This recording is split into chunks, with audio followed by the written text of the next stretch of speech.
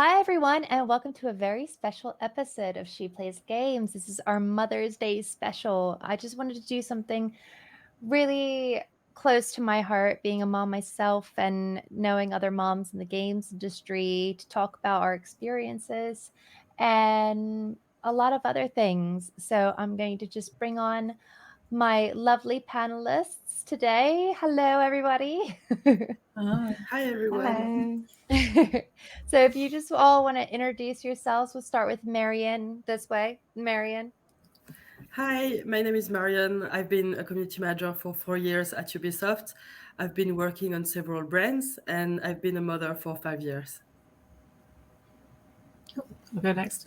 My name's Korina. I'm the founder of Neonhive, video games marketing agency. I've been in the industry for about 15 years now, and I am currently on maternity leave with a 2-month-old. Hi, I'm Marah. I am a content creator and I have been a mom for 8 years now. 2 weeks ago. Yay!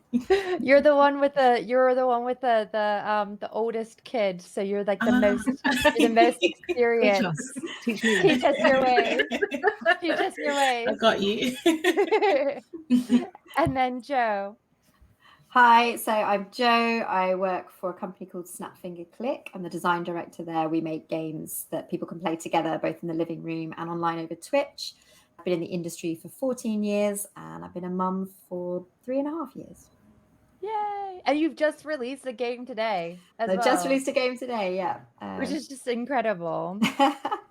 And you do have another anecdote. You do have another anecdote, which hopefully will come up in our chat as well, about delivering games on very busy days. But yes, no, thank you all so much for joining me. And to start us off, I just wanted to know, what was your earliest gaming memory? Were you introduced by a parent, sibling, a friend? So my earliest gaming memory is probably Ocarina of Time on Nintendo. I think it's pretty close to Pokemon Red on Game Boy back then.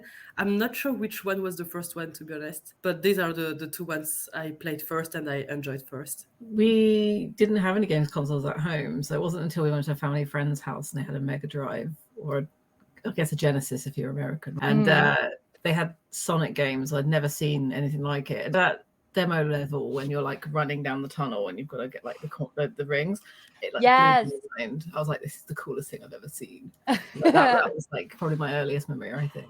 The other one that's like similar is playing the Silent Hill demo disc on a PS1 at my friend's house, being like all like sneaky. It's like a really 18 rated game, and then having nightmares for 3 weeks after. That's completely understandable. It's actually really funny that you mentioned Sonic the Hedgehog 2, because actually, like, funny, interesting anecdote. One of my best friends at the time, Carissa, she had a Sega Genesis as well.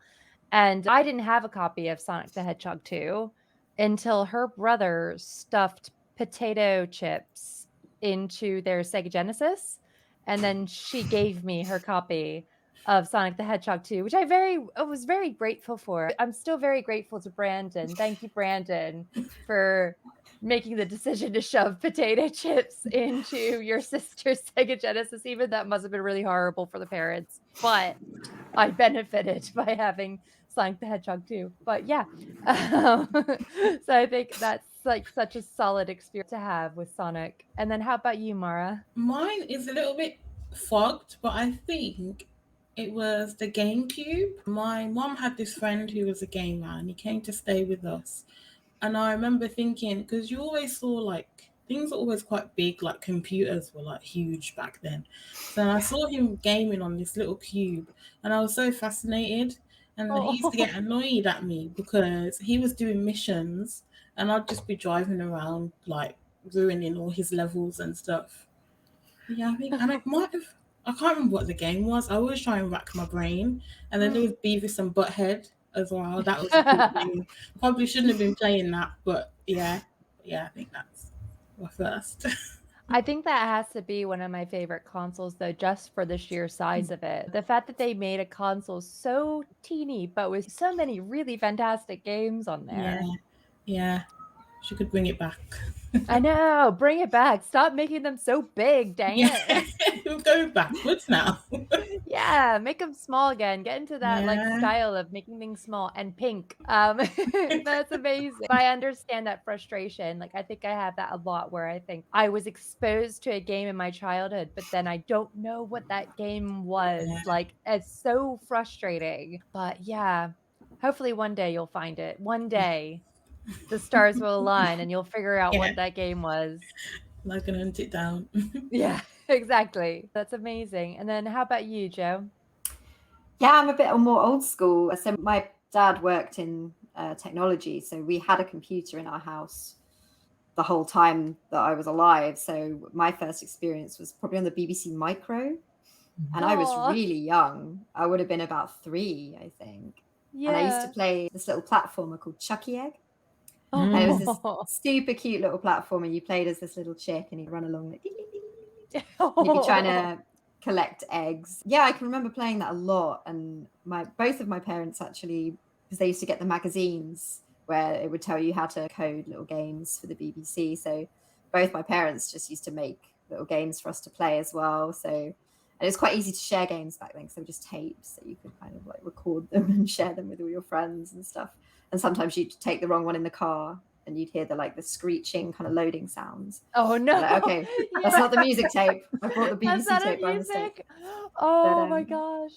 But yeah, so I grew up always around computers. Like this was in the 80s from a really early age. So I was just always been in my life. Oh, but I love that. I love that.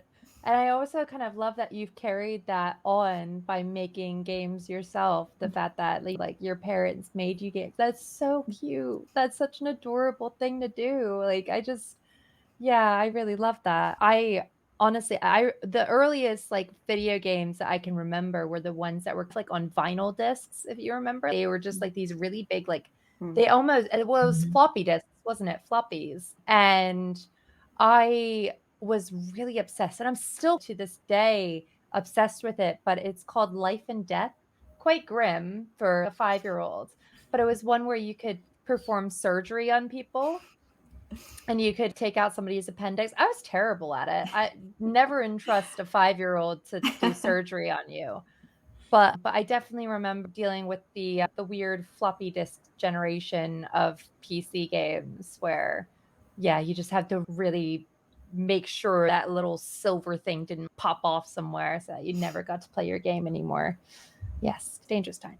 But that's amazing. We've got a really nice, diverse sort of history of gaming there. Moving on to what we experience as parents, I wondered, has anything surprised you about the games industry that maybe you weren't aware of before you had kids? It's weird, right? Because I don't think there's anything necessarily surprising. And it's something I've been thinking about for like a long time. A really long time. When you look around the room and you realize that all the men have 1, 2, 3 children and all the women are childless, and especially women in like higher positions. I worked at a company where I had like a female boss and I had like peers who were more senior than me who were women, and they either had children very young, so they were like going to university, or they were childless. And it was really interesting because we'd have like conversations where they would talk about wanting to have kids but putting it off because they wanted to make sure their career was established. And I fell into that trap as well. So it's really interesting, especially now, like I've had a child, because all the people I talk to within the industry about it who offer support really have been, weirdly, it's been men. Like most of the people I know who have children within my kind of personal social circle are guys with kids. A lot of my female friends don't have children. Either they are child free, which is a choice, or they're not sure when they want to do it because they want to progress more beforehand. So that's been quite stark, I think. And especially now that like I've had a kid, I'm feeling it like really strongly, where you're wondering whether people have started to push you out of their mind because they're like, oh, she's got a kid now, so she's not as invested because she's on maternity leave for six plus months versus the guy who might come back after 6 weeks maximum. It's been quite it's identity rocking, and I'm sure you've all felt that at some point. Oh, completely.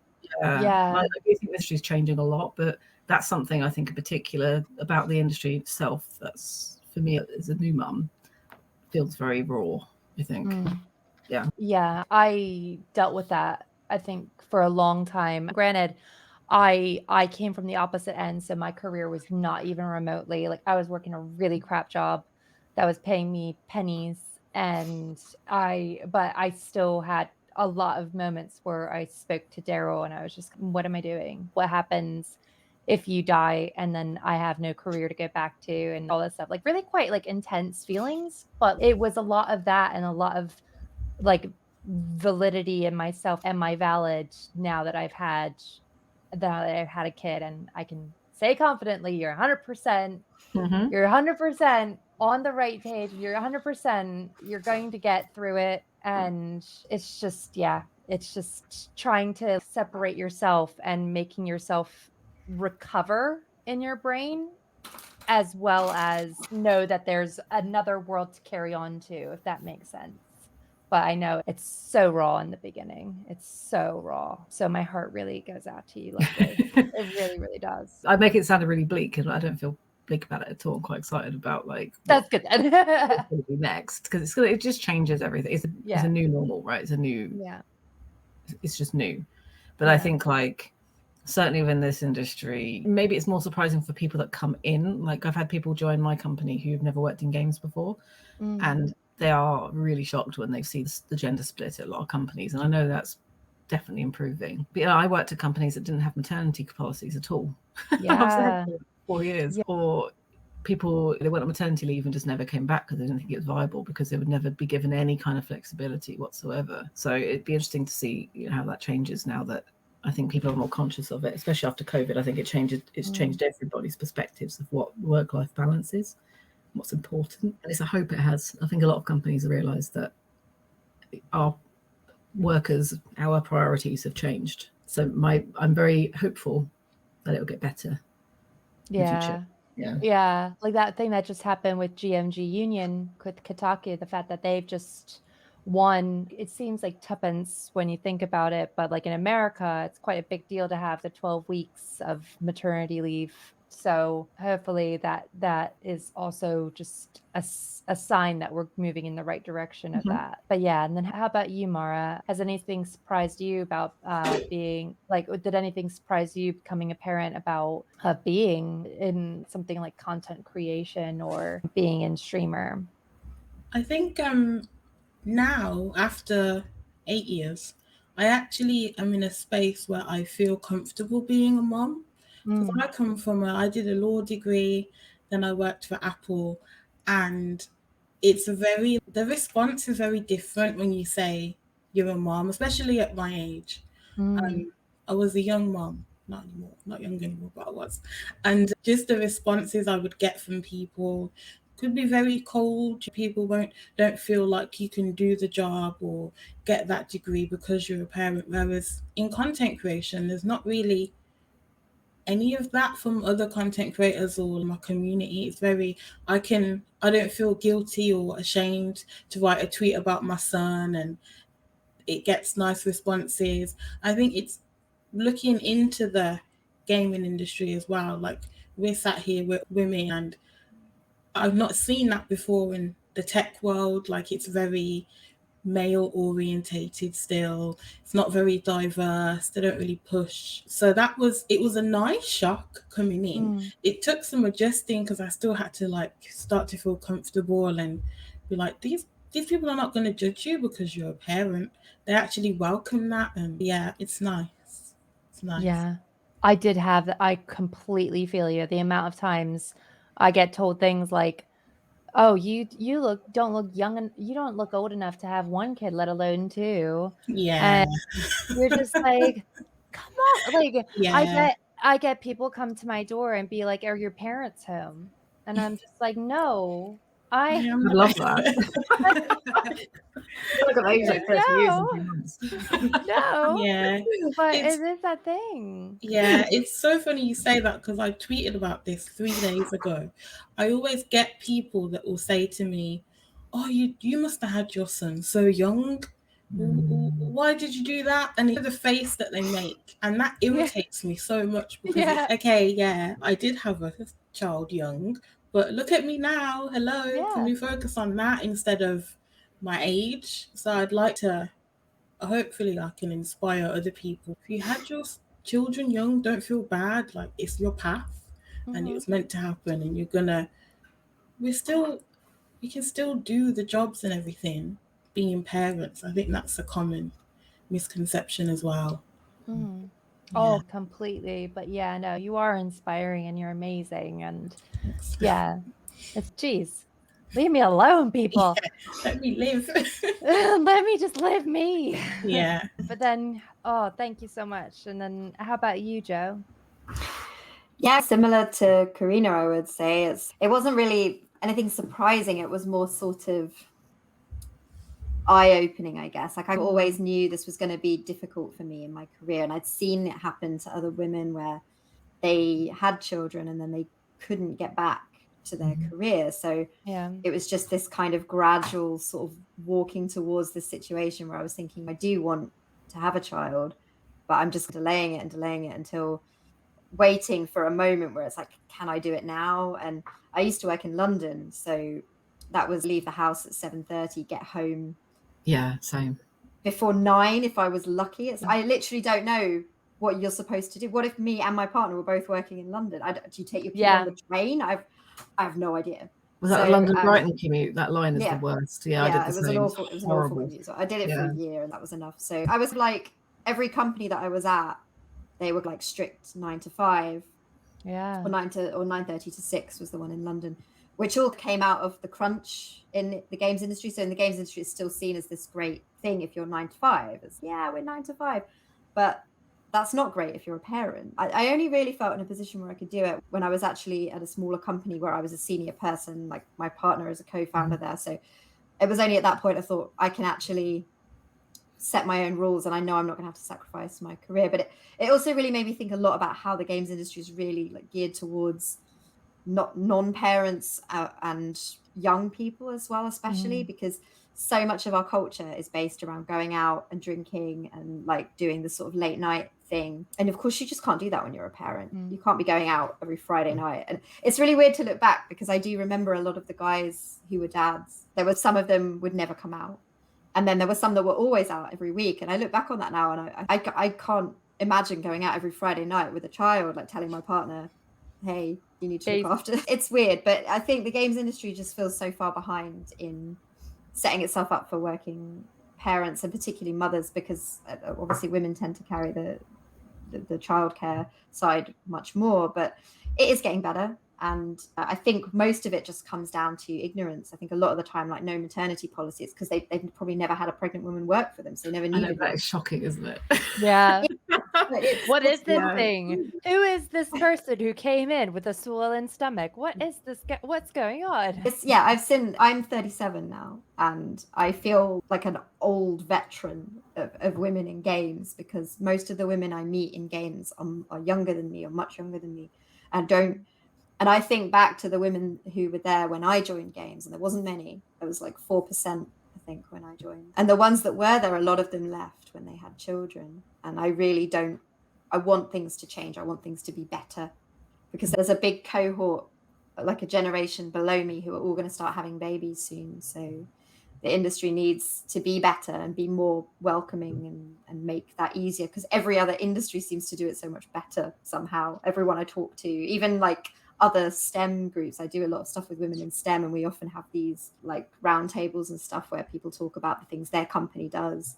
And I'm just like, wow, the games industry does not do any of these. It really is. I don't understand how a company an industry that's built around technology is still taking so long to make things more flexible. And it's really only COVID that pushed the games industry into even working from home. So there's still so much more to be done. So yeah, I think that to me was the biggest kind of eye opener. It's like, it's really hard to be, especially a mother, but even just generally a parent in the games industry. Oh, completely. Cannot agree with you more. And then how about you, Marion? That's very interesting because I've never had issues with that. I was really scared when I joined because I was a single mom. My son was a year and a half. But also when I joined, we were a team of probably 25 to 30 people, and I was literally the only parent, the first and only parent. Wow. So I wasn't sure what it would be like for me. And I also didn't know if I could combine a job where I have to work for 40 hours and then being on my own abroad. So I don't have my family or my friends around to help me with my kid. I had a babysitter, but she's just a babysitter, right? Yeah, there's much and difference. yeah, and I wasn't sure I could make it, but I thought I really want to try that. And if it doesn't work, it doesn't work, but I want to try it. And then I thought I also want to prove that it's something we can do as a parent. We can have a career and raise kids. I made sure to show them that I am a mom and it's a part of me, but it doesn't define me as a person. Something that I was told a lot was, you're good at your job for a single mom. And I told them, I knew that the intention was good, but I told them, hey, could you not say that? Because I want to know that I'm doing a good job and that's it. I don't want to hear as a single mom or as a mom Yeah, or as a yeah. woman or anything. So I appreciate the fact that you take it into account and that you appreciate my work even more. But the phrasing is terrible. So please. As if And like being a single mother is a bad thing. Like, No. yeah, had no bearing on your ability to do your job at all. That's wild. but I understand what they were trying to say. It was like, we know Yeah. how exhausting you must be sometimes, how complicated it can be. And I told them it is, and it's true. Sometimes it's very hard. But at the same time, when I'm working, when I'm in the office, my son isn't there. I don't want to feel like they just see me as a mom. And I'm really Yeah. glad it changed. But I've always had very supportive teams and managers and HRs. So I think I've been very lucky. No, that's amazing. But yeah, it is very much that thing. Like when you come into work, you're you, aren't you? You don't have a child who's coming up to you every 5. At the moment, with work from home, I do have that does seem to happen quite a bit. There are quite a few times where somebody comes up and says, I have to go toilet, and you're just, all right, I guess that's a pause on what I'm doing. That tweet will just have to wait a bit, and I'm gonna go sort this child out. But yeah, for definitely in a working environment, yeah, like motherhood should not come into it. But yes, no, thank you all for sharing that. And then I also wanted to know, based off of your experiences, what's a common misconception about being a parent that you just want to shut down, that you're just like, can this just stop? We'll start with you, Marah. My biggest gripe is people thinking that because you're a parent or a mom or a single mom, that your life is over. Mm-hmm. And the back of what we all just said, it's yes, I am a parent. However, it doesn't define me. We like other stuff. Like I've had it so many times where people will just talk to me about children. Like kids are great, that's amazing, but please, I don't want to talk about kids for this whole time that we're Yeah. together. But I Exactly. think I had a pretty rough experience being a young mom as it was. And it's quite upsetting actually because it came from other women. It would be a lot of like, I had a lot of, you've ruined your life. What are you going to do now? How is your child going to be happy, comfortable, blah, blah, blah. And I think that had a negative effect on me. But then I flipped it. And I look back and I feel like I worked too much. Because I just wanted to prove this point that yes, I'm a single mom, but I still want to succeed. I think sometimes people will just put you in a box and that's your only thing. Like you're just a mom, you're just a parent. So I really want that idea to change. I think especially for young moms out there as well, because had I listened to some of those people, I wouldn't be a mom today. And I think people don't understand how much their words can affect people's outlook on stuff. So yeah, yes, we are parents, but that's not all we are. Oh my gosh, I'm so sorry you had to deal with that.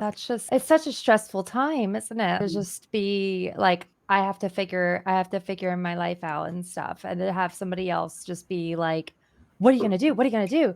And Yeah. just back off. Like, Yeah. Pregnancy, stressful as it is, yeah, without that as well. I'm gonna figure it Yeah. out and I'm gonna turn it and I'm gonna rock it. It's gonna be Yeah. fine. Yeah, for Oh, real. oh my gosh. But yeah, and then how about you, Joe? Yeah, like similar. I think the whole kind of, being a mum, I think there's this real pressure from society mostly, that it's once you're a mum, it's mum first. You're a mum and everything else is like secondary.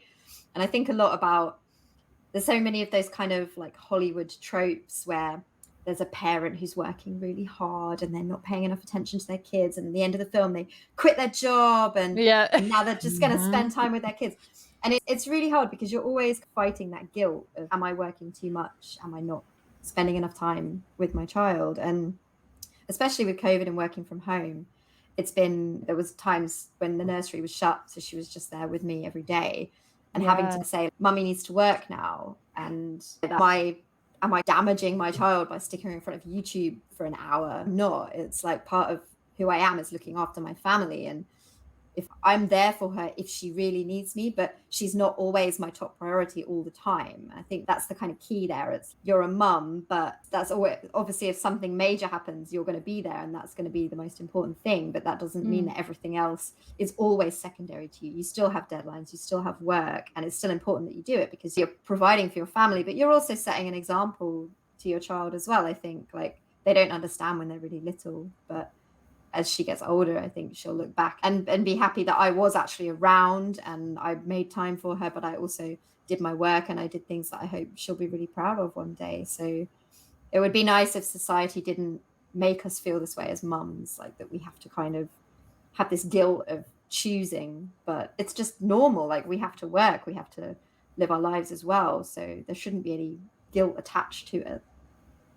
Yeah. As a child of a single parent myself, I don't really remember much of that time period of my dad, because my dad obviously had to deal with stuff like that, like not in the work from home capacity, but like in terms of just like having to deal with me by himself. And I remember like for myself, I remember like all the good bits, going to the movies with him on a weekend or the zoo or something. But I think, there's this weird misconception that somehow the amount of time, like there's this like weird quota of time that we're meant to spend with children to give them a fulfilling life. And it's this doomsdaying judgment from other people that just really does us in. But I think that's a really good point. And then how about you, Marion? Something that I've read that stuck with me for a very long time was that women are expected to raise their child like they have no job and to work like they have no kids. And I remember when I read it felt so weird because I thought that's exactly the way people see it most of the time. But also I feel like they make us feel guilty about either, which means that if you are successful in your career, they will make you feel like you should have spent more time with your kid. But if you spend too much time with your kid, they will say you should focus on your career a bit more. So I feel like no matter what we do, as you just said, people will always be judging, but I think we can just manage both. And I agree that when I'm at work, my priority is my job, unless something happens to my son, obviously. And when I'm outside of work, my priority is my son, and I think that's fair, and I think it works. But I don't see why I would have to choose one over the other. Oh, completely. And how about you, Korina? It's interesting because I think I'm coming into the misconceptions now. Yeah. With a little bit. I had a bit of it when I was like announcing my pregnancy to people, because I didn't do it very publicly until it was very close to my due date. So I don't really announce it until a couple of weeks before my maternity leave started. Partly because I run an agency and I was like, I don't want people not to come to us because I'm not working. Would people think that the company wouldn't run properly because the owner isn't there? Would they think that if it was a guy who was having a kid? Probably not. It's crazy, but it's totally I hid it for months, like big dresses and stuff, going to meet clients because I was scared that they might be like, oh, we won't give you a contract. That's so bad, isn't it? Ridiculous. Thank God for COVID, because I literally just had my camera like this. Exactly. Perfect hiding. But it's funny because I think that kind of burning the candle at both ends thing, I've even experienced that now. I've had people like DMing me on Twitter asking me for work and questions. And I know you're on maternity leave, but can you do this like free work for me? Like asking me to, I don't know, find them someone to recruit. It's all like low level stuff, but it's ridiculous stuff. Like really, I think, especially because of the kind of male dominated aspect of the industry, they impose their same mindset onto you. It's like, okay, yeah, but you work in games, right? So you can spend some time on Twitter to answer my questions about work, even though you're not working. And I think that misconception of being in the industry is a passion career, and therefore you're always passionate about it more so than anything else in your life. That's a misconception. It isn't necessarily about parenting, but I think it's something that's unique to our industry that's really frustrating as a new parent. Yeah, and I can see how that, looking back at my time at other studios and working in different places and having conversations with people, that kind of expectation, like you say, to work as if you don't have children, I think it's particularly strong in this industry at times. Yeah, it's been really interesting to hear your answers because I'm coming into that now, I think. Yeah, I know. It's like more and more unfolds. I think there's like these weird levels that you go through in your, like, you have your pre thing where you have set all these things that you're going to do as a parent, and you're never going to do anything else as a parent because this is the path that you choose and this is what it's going to be, and it's going to be perfect, and I'm going to be so strict, or I'm going to be this way or that way. And then you have a kid and then you realize I have no energy. And then the kid gets older, and then you finally get into the swing of things, and then all of a sudden they're walking and you're just like, frick. Now I have to tape everything down, and all of a sudden, why is everything now unsafe for children? Why are they currently going through my sink? And I thought I made that as safe as possible, but somehow they've damaged their face on everything. I remember I went into my 2-year check, and my eldest had a golf-size bruise on her face. And I was just, oh my God, what are they going to think? What are they going to think? And the midwife just went, so is she learning how to walk? And I'm like, yeah, explains it. Yeah. And I was just like, oh, okay. This is part of the process. But yeah, it is very much a journey of kids that it just never, you're always learning something new about parenting. Every day. Yeah, every day is a new adventure.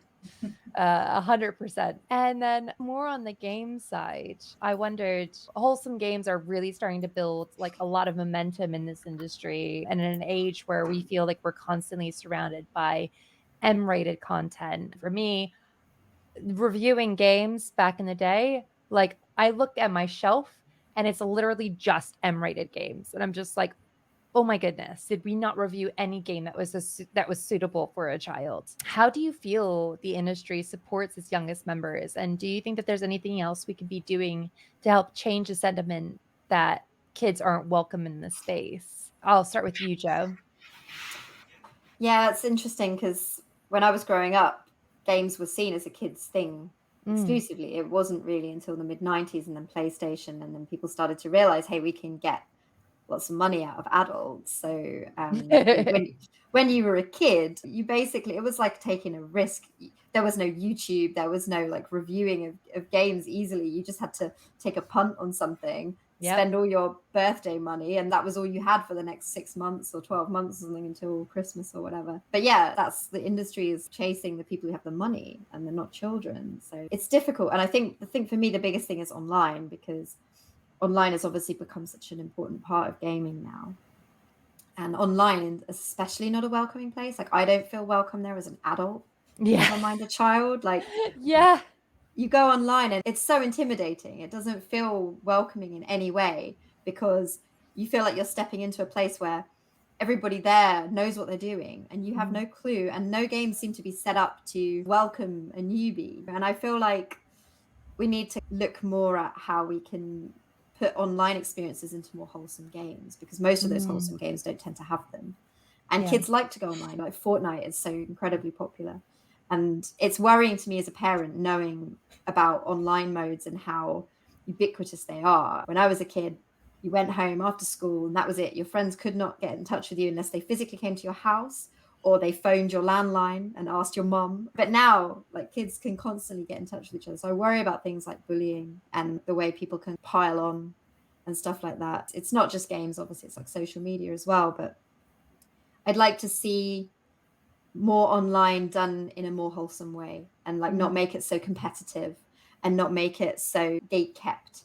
Actually make it something that's more welcoming, and that we can maybe we actually want to see new people. Maybe there's a game where the mechanics are about like bringing more people in and actually helping people and making it a good thing that you're new and inexperienced and you don't know what you're doing, and trying to make that online experience a lot more friendly in general. I think that could benefit all of us, not just children. I've been like thinking about this myself, and it's something that I almost wonder if the schools should get involved in a sense. Could you imagine if the school hosted their own like Minecraft server? Like they fit the bill for £5 a month to have their own Minecraft server for the children of the school to go into, because especially the school that Allie goes to, they are so against games. And they're not even willing to like budge on it. Like I came up with this idea of, and I don't know if it's like a brilliant idea, but like I thought it was pretty good. I thought kids would probably go for it, where to raise money for the school, have host a contest on like Minecraft where they build something related to the school, related to the primary school, be like the park or the building or something. Build something in Minecraft, submit an image of it, and then you pay £3 or something to get in, and that's it. And didn't hear a peep. And there's such this mindset still that games is just like a little phase in your child's life that it won't go anywhere. It will just be a hobby for them because there's nothing they can get in to that. And it's just, oh, you can tell it's very frustrating for me. It's very it's really frustrating, I think, because I remember it was always something, wasn't it, at school, like when I was at school and they talked about things like smoking and drinking, and it was always just say no, and you know, it's bad, it's going to kill you, and kids don't respond to that. They need educating in how to do things safely and to make the right choices.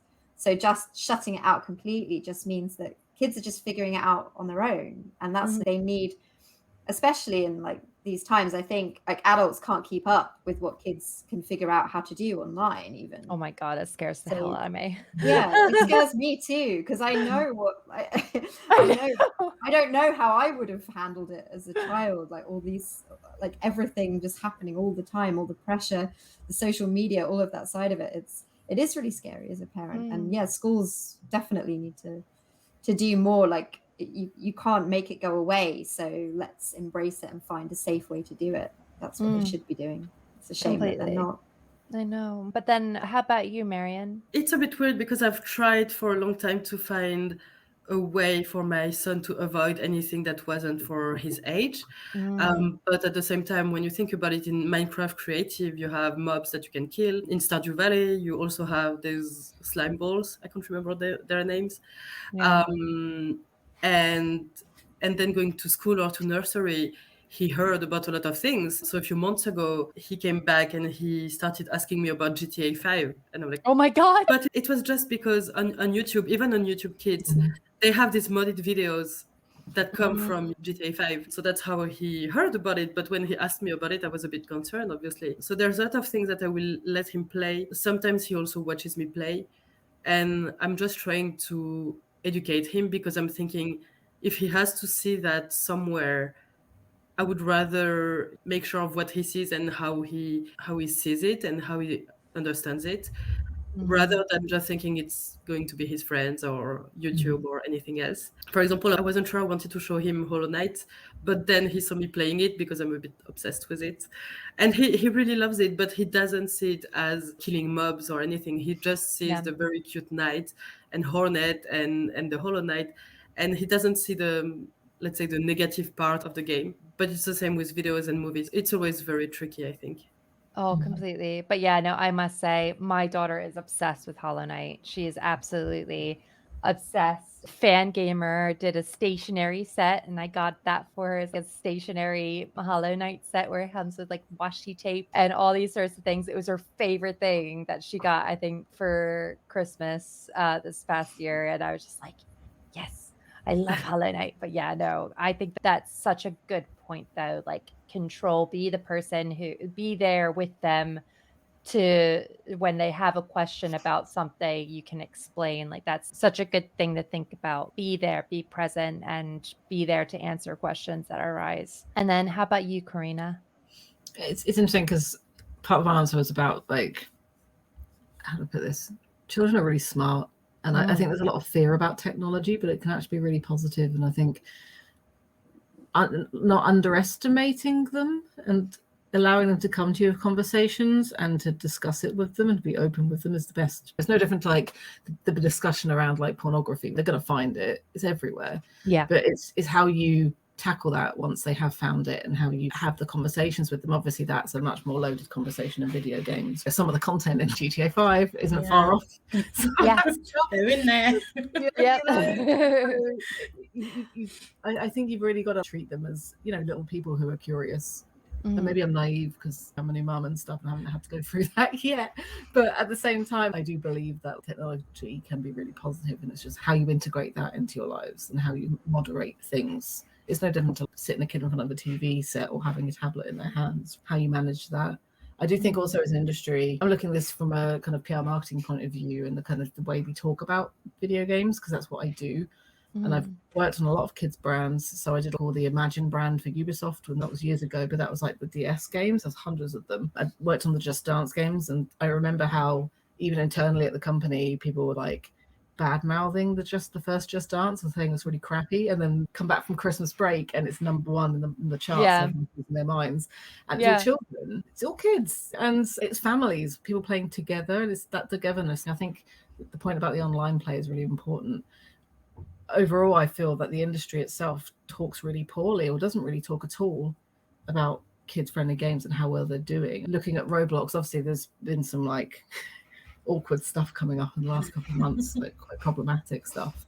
But even before that, it's been around for an extremely long time, and you never really heard the industry talking about it at all. You've got the games like Adopt Me, which all my friends' kids play. They absolutely love it. Every time I go around, they're like, let me show you my little like house, and here's all the things I've adopted, and here's little stories that I've made up about them. And it's so cute. I love it so much. But it's things like that where they can't monetize it by having guides online for how to find like X number of orbs or something. So it doesn't get the same attention. It doesn't get talked about in the same positive way that, for example, a big AAA selling well, or a really high concept, beautiful indie game with Wholesome Games branding slapped all over it might get. And I think that's a real disservice. Mobile games in particular just don't get attention at all from the press unless it's something massive like a Genshin Impact, something that's like making millions and millions, and they have to write about it, otherwise it's weird. So that's something I feel is, as an industry, I actually think we almost discount kids games. We ignore them because they're not as interesting to talk about as adults. They're not for us, And the chat on EA, like when EA ever comes on E3 and they do the panel about kids games, all the chat just goes or little board icons and blah blah blah blah. And it's just, can you not just accept that there's gonna be games that are not made for you? Can you just accept that and just embrace that? Not every game is for your demographic, and you don't have to comment on it. You just have to just suck it up, essentially. Just suck it up. It's just so annoying. Oh. It's really strange. It's also one of the like you'll probably know this. Any woman that's played on the internet, it's also one of those things where it's, if you like a game that's got any kind of like simple mechanics, Animal Crossing is a perfect example. Everyone goes on about how it's a kid's game. Like, why are you playing that? It's not hard, it's not challenging. No, but it's lovely, and it's really collaborative, and it's a community, and it's creative. And that games for kids thing, it used to be, that was how games are branded for a long time. They were for men and children. Women can't touch them. But now if it's a game that women, that's too childish. Why are you playing that? It's not a real game. There's all these weird undertones. Our industry is really messy, especially our communities. So there's all these kind of messaging undertones that kind of are very pervasive. And I think with children, it's one of the reasons they're so drawn to stuff that is much older than what they want to be playing, because they read those messages online and they internalize it. There's a lot of it, a lot of layers. Oh my god, completely agree. Roblox is our current thing at the moment, and I remember being horrified that another 6-year-old told me the entire plot of Squid Game, and I was just like, really? Already? Okay, that's cool. But and then how about you, Marah? I think back to what Joe was saying, I think there needs to be a bit of a middle ground, because, for example, I'll use Fortnite as an example. If you're an adult and you play Fortnite, you get told that's a kid's game. If you're a kid and you play Fortnite, it's, oh, these kids, oh my God, blah, blah, blah, they're annoying. But I feel like Fortnite, Roblox, Minecraft, they're the only really 3 games that kids can play with their friends and actually speak to their friends at the same time. Because I actually said to my son the other day, would you ever play Sims? And he was like, yeah, but I have to play it on my own. And they seem to like this. They like the idea of, my friends, like Roblox, for example, they do like this role play thing. And so one person will be like, I feel it's like mummies and daddies in primary school when we were kids, but on Roblox type of thing. And I just think it's hard for them. But what are the games? Like, I would love to introduce him to, say, like Stardew or something like that. But you can't really have that wholesome moment of, I'm playing with my friends. And I think because I grew up in the middle, so when we had MSN and that was all coming up, but then I also had the side of, once that door's closed and I've gone inside from playing with my friends, that's it, there's no more. So I feel for him. I think the schools as well, like I did a campaign for Internet Safety Day, and I went to the teacher and I said, what are you doing for Internet Safety Day tomorrow? She was like, oh, we've got policies in place at school, don't worry, it's fine. The next day they saw me on Newsround, and I wasn't speaking about internet safety of 18 plus blocks and stuff like that. I was talking about in gaming. We need to teach the kids like how they respond to someone. If they get hate, what would they do? Like, they've never experienced this before. I think it needs to be a bit more, I don't want to say kid friendly, but just understand that kids are there and we were all kids that gamed one day. I think people on the internet seem to forget that a lot as well. But also for adults too, like, we can play any game we want, but that seems to be a thing of, because it's been branded as a kid's game, we can't touch it, which annoys me, especially as a content creator, because you want to cover so much in so many games, but it's, oh, am I going to look at differently for covering this game? Like, I love Fortnite, it's great. I'll scream it till the rooftops. I think it's amazing. But the people always say to me, it's a kid's game, why don't you play Call of Duty? Because that's not colourful and I can't dance. Yeah. Like, You can't dress up in Call of Duty. You can't even Exactly. see a person in Call of Duty. I Yeah. want to be Jinx, okay? Yeah. So, yeah, that's my... But you touched on a few interesting points, actually. One, something that I hadn't thought of, the fact that, like, nowadays, kids are growing up with online, which is, I didn't grow up with that. Like, I'm thinking about myself. I never had any expectation of online. If anything, I was scared to be online with other people. But these kids are growing up with it and they're getting used to it. And, like, that's quite fascinating that they are feeling the need of that is a necessary component now for them to enjoy a game. And then also, furthermore, the other point that, like, really a lot of gamers need to start, like, people who are playing these games like Fortnite and stuff really need to step up to the plate and start protecting children that they notice online. If you are playing with a kid, yeah, sure, there's might be a kid who just goes off a deep end and you hear him and he's like using every single sound in the book. But at the same time, like, they learned that from somebody else.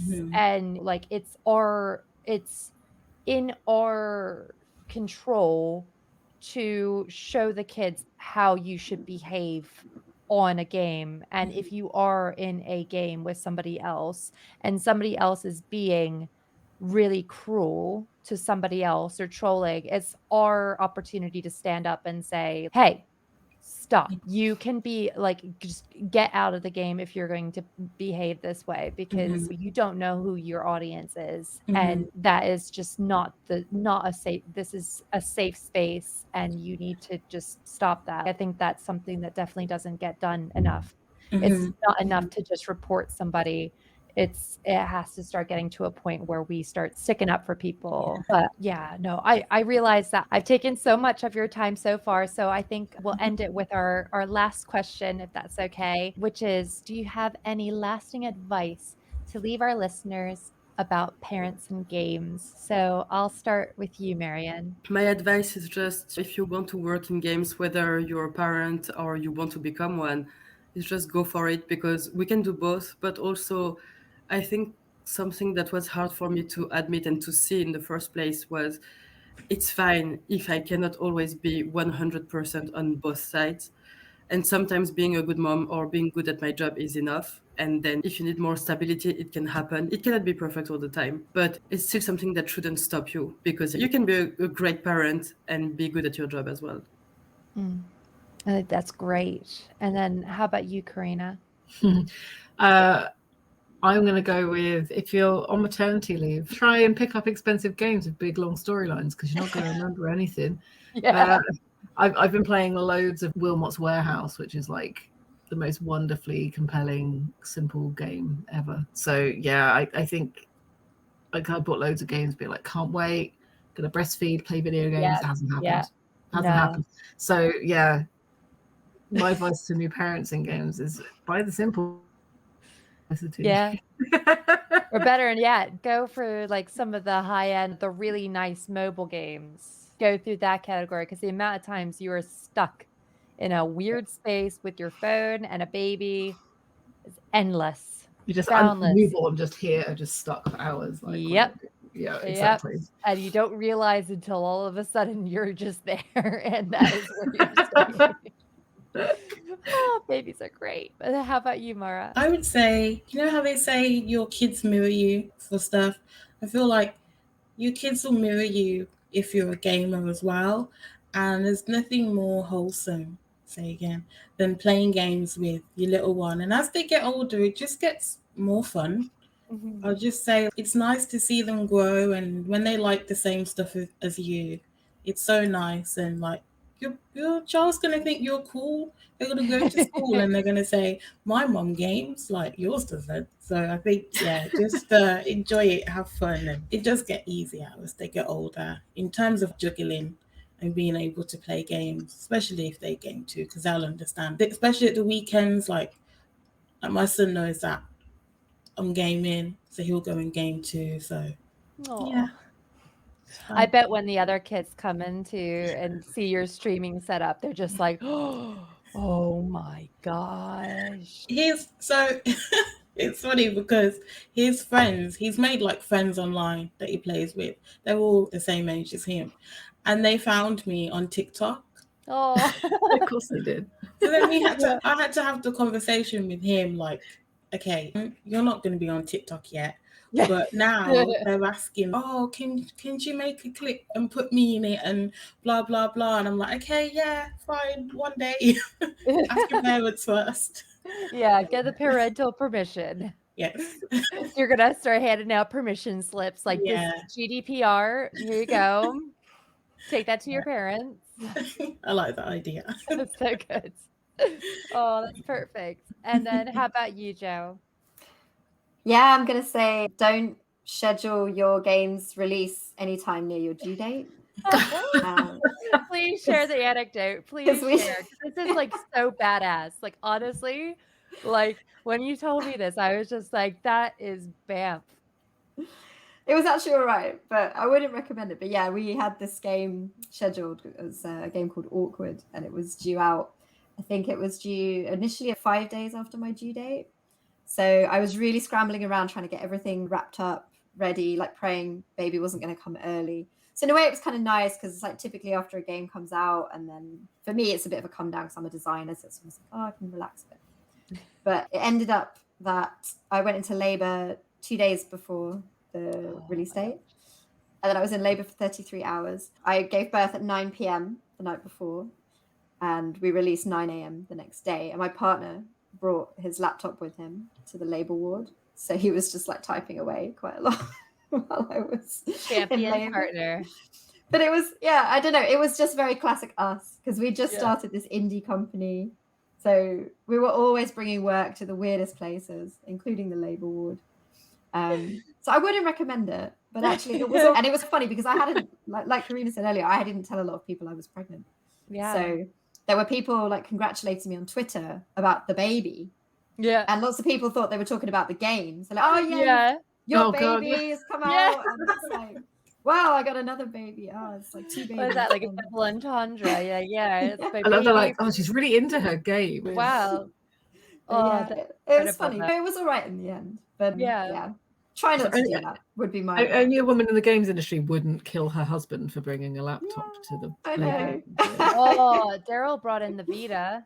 But that's because I'm just one of those people who I don't like people to touch me. I don't like people to be around me when I'm in pain. I'm just Yeah, like a same. very solitary person. So I was just like, Daryl, you're not going to see anything.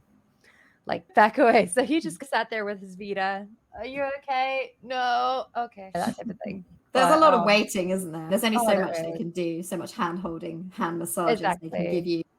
Oh Exactly. my God, I would have loved that. I was on a labour ward of my own because COVID. And then they were like, Oh, right, now it's happening. yeah. Get Oh no. Oh, following. bless you. Yeah, it was Yeah, I wild. didn't even think about that. It was Oh my fine. To gosh. be honest, I'm like you. I'm like, don't touch me, don't talk to me, Yeah. don't look at me. So it was fine. I was like, just close the curtains and leave me alone. So Yeah. it was I actually quite liked it. Yeah. But yeah. Oh, great. I know. But yeah, oh my gosh. Thank you. Thank you all so much for doing this panel with me. It's been really amazing to get to speak with you and get to hear all your lovely stories and advice. And as a lasting thing, wherever people can find you, I'll start with you, Marion, and we'll just go down the line. So where can people find you and what are you working on at the moment? So right now I'm working on a project called Project AWR, which aims at highlighting Asian women in games and promoting Asians in general in the entertainment. And we also have a safe space on Discord. So the Discord server is accessible to everyone, but we also have a safe space inside of it for Asian women. So the easiest way to find us is projectawr.com. Perfect. And then Korina? So I'm not working right now. My project is having hot dinners at some point. Yeah. My team are currently running my agency. So my company is Neonhive. So if you've got a video game and you want some help with marketing, PR, community, you can hit them up. They are excellent and they're saving my bacon right now. So they're definitely all just such lovely people. They're I brilliant. love every single one of them. They're all so great. So yeah, go to Neonhive. They're amazing. And then Marah? So I'm just continuously working on trying to be a content creator and building a safe space for all. So that includes people of color, Black people in the LGBTQ community. And you can find me on all platforms as Inspiring Marah. Perfect. And then Joe? Yeah, so I'm working on lots of party games that you can play on Twitch. That's my thing. We just shipped a game today, which is Trivial Pursuit Live 2, and you can play that on Twitch as well. And we're also working on a new game called Awkward 2, which is like a mature party game where you have to answer awkward questions and get to know your friends better, looking at new social ideas and ways to find things that people can do together. And the best place to find me is probably Twitter. I'm usually on Twitter just as Joanna Haslam. That's my full name. So come find me, ask me any questions about games. Yay! Oh, thank you so much, everybody. Yeah, thank you so much. Thank you. Thank you. Thank you for inviting us. Thank you. It was a pleasure. Absolutely. I'm happy to meet more mums in the industry. It makes me really happy. So. Yeah. Thank you. Yeah. Meet you all. And then